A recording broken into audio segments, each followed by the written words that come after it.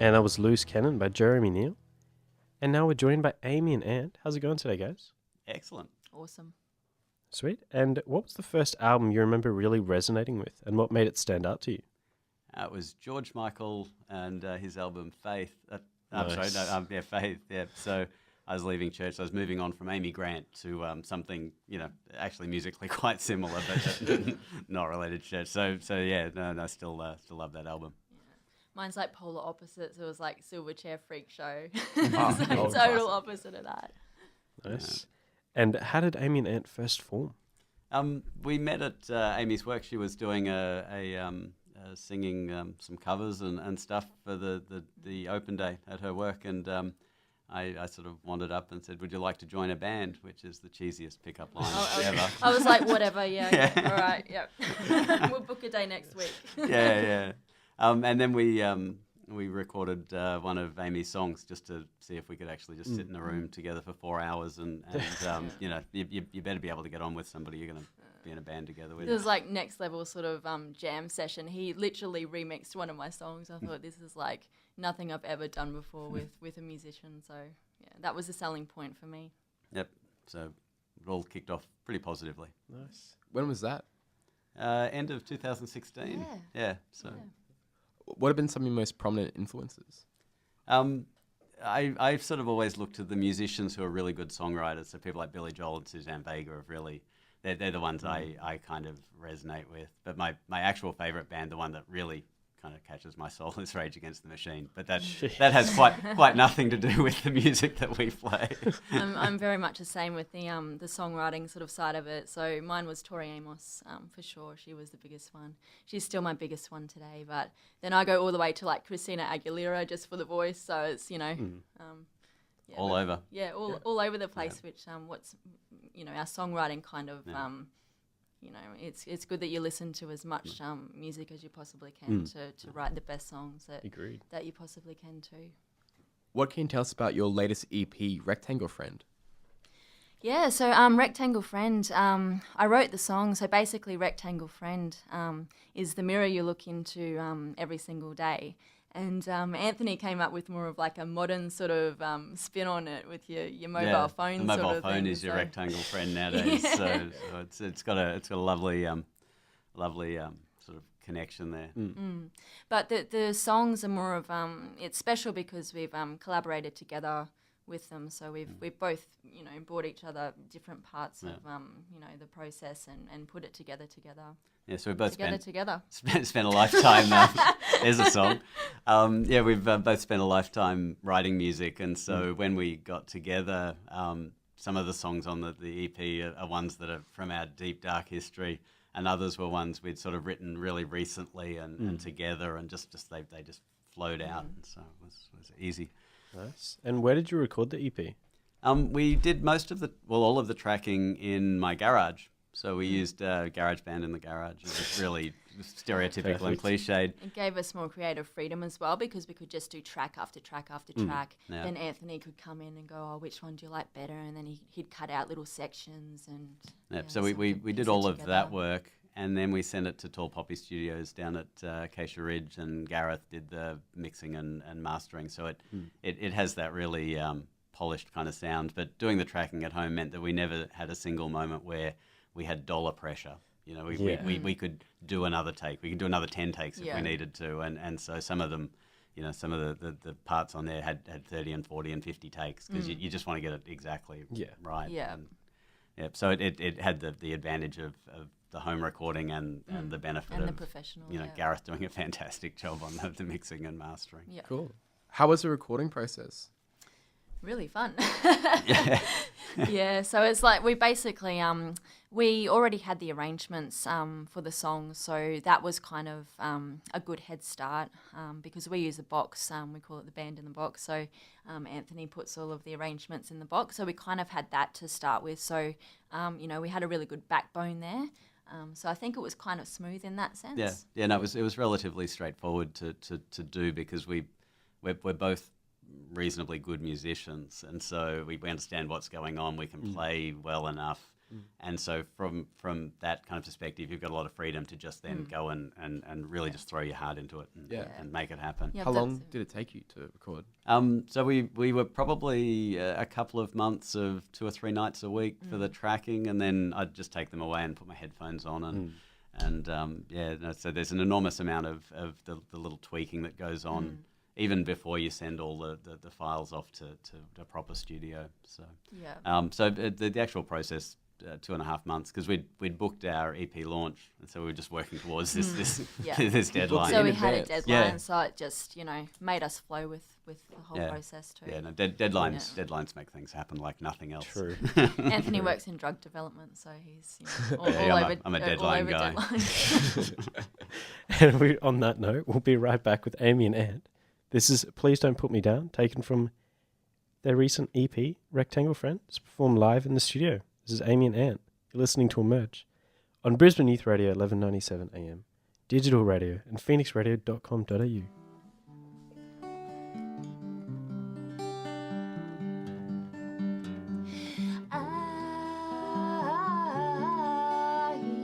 I've got too much on my mind.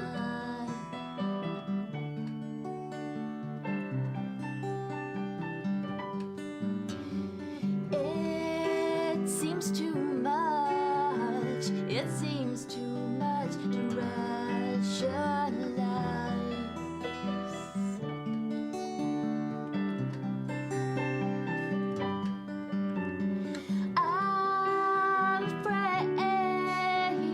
I'm afraid of myself.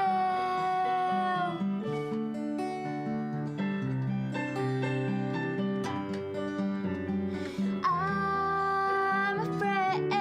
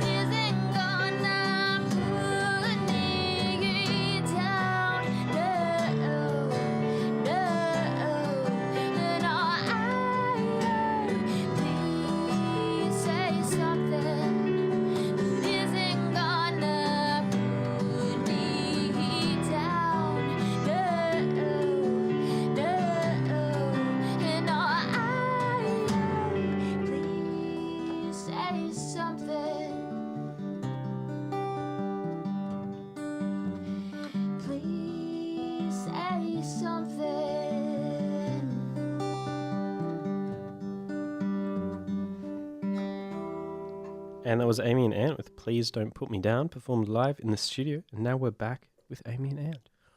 Which song on the EP took the longest to finish? Yeah, so there's a song called Kira at 3 Feet. It's a song about surfing, and so we've got Ant playing the melodica on it. But there's so many little different parts to the song, and it's kind of got a lot of syncopated sort of, tricky little sort of parts that needed tweaking. So even when we got that to Gareth, he basically sent us back the version of it that he was going to kind of keep as the finished product.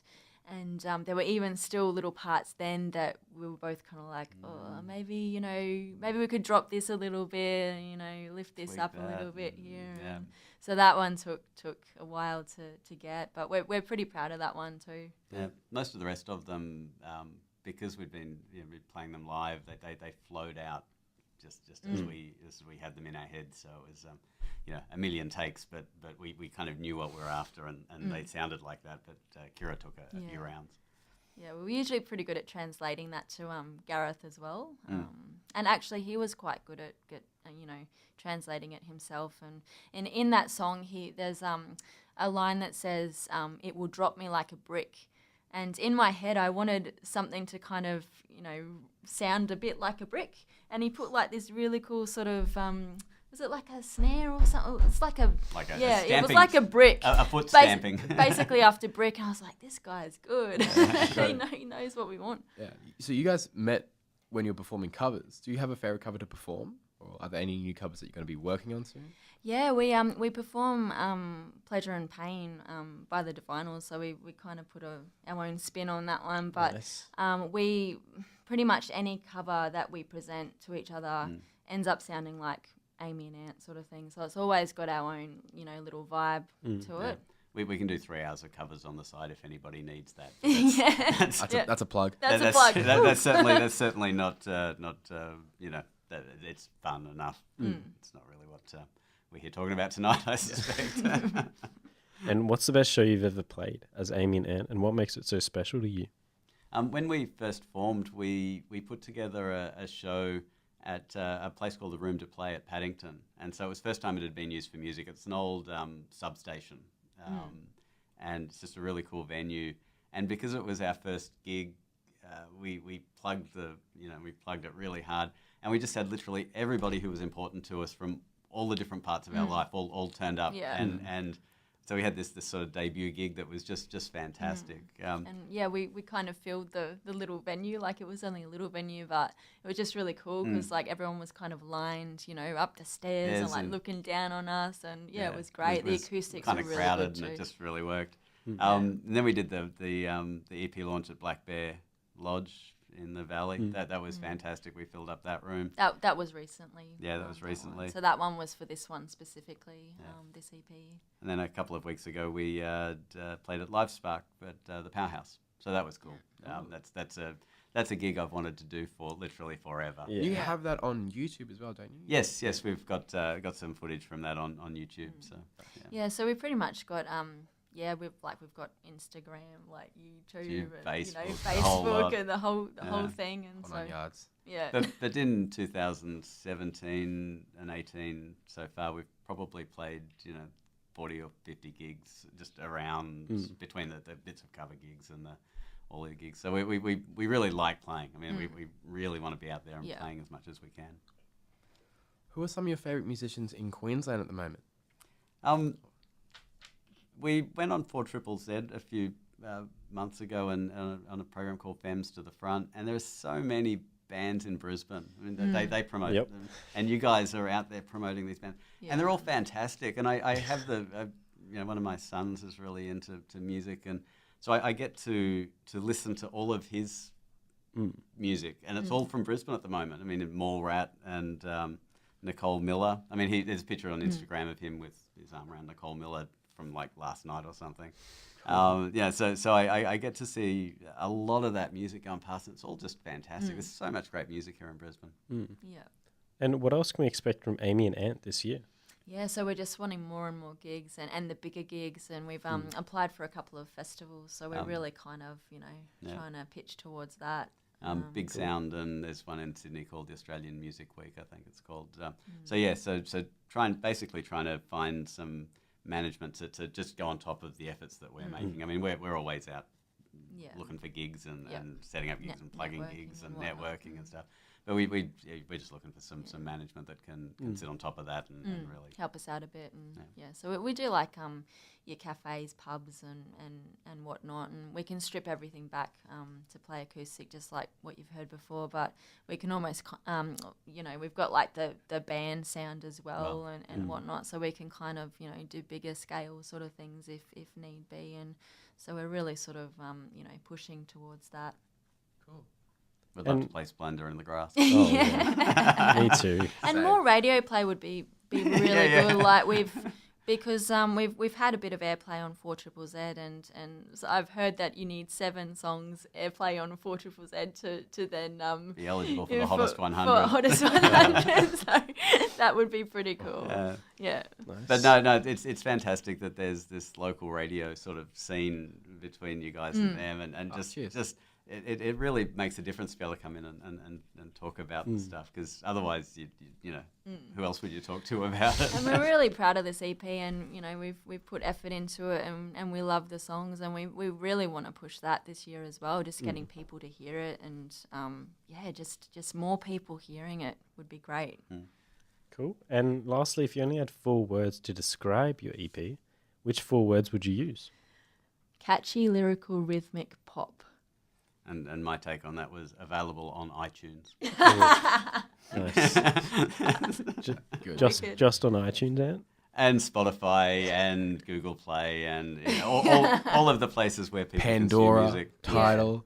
Yeah. And I don't think we're on Tidal. Gavera or something. I don't know what that is. But we're certainly on Emerge Radio. Yes, certainly are. Welcome.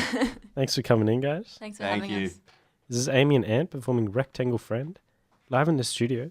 You're listening to Emerge on phoenixradio.com.au, digital radio, and Brisbane Youth Radio 1197 AM.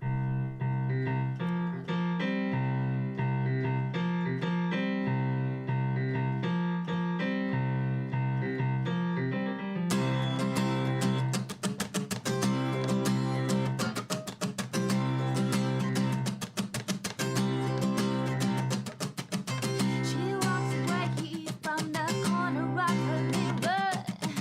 She walks away from the corner of her world. And if you ask her why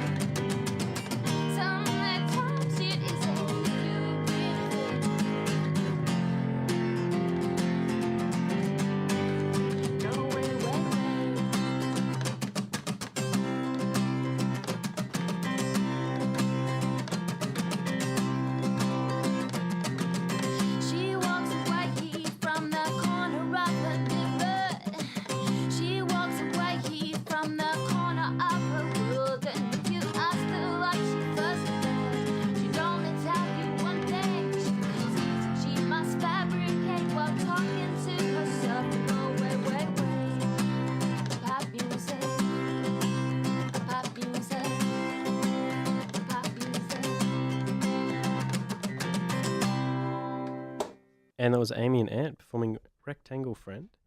And coming up now, we've got some recent releases. Released on